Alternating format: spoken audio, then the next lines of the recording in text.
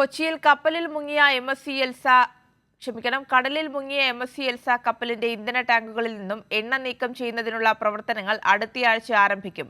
തീപിടുത്തമുണ്ടായ Wan Hai കപ്പൽ കൂടുതൽ ഉൾക്കടലിലേക്ക് വലിച്ചു നീക്കാനുള്ള നീക്കങ്ങൾ തുടരുകയാണ്. കപ്പലിനുള്ളിലെ തീ പൂർണ്ണമായും അണയ്ക്കാനുള്ള ശ്രമങ്ങളും പുരോഗമിക്കുന്നു.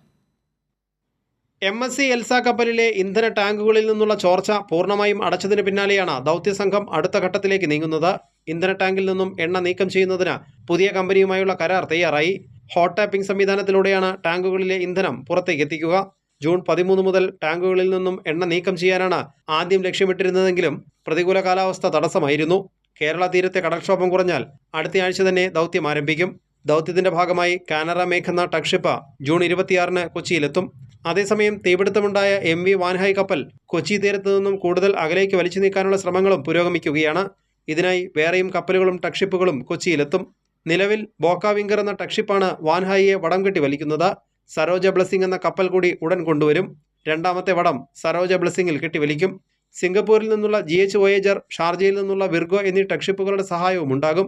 കൊച്ചിയിൽ നിന്നും 75 നോട്ടിക്കൽ മൈൽ അകലെയാണ് വാൻഹായ് ഇപ്പോഴുള്ളത്. കപ്പലിന്റെ ഡെക്കിലെ തീ പൂർണ്ണമായും അണച്ചെങ്കിലും ഉൾഭാഗത്ത് തീ അവശേഷിക്കുന്നുണ്ടെന്നാണ് സൂചന. തീ പൂർണ്ണമായും അണയ്ക്കാനുള്ള ശ്രമങ്ങളും ഇന്ധന ടാങ്കുകൾ തണുപ്പിക്കാനുള്ള ശ്രമങ്ങളും തുടരുകയാണ്.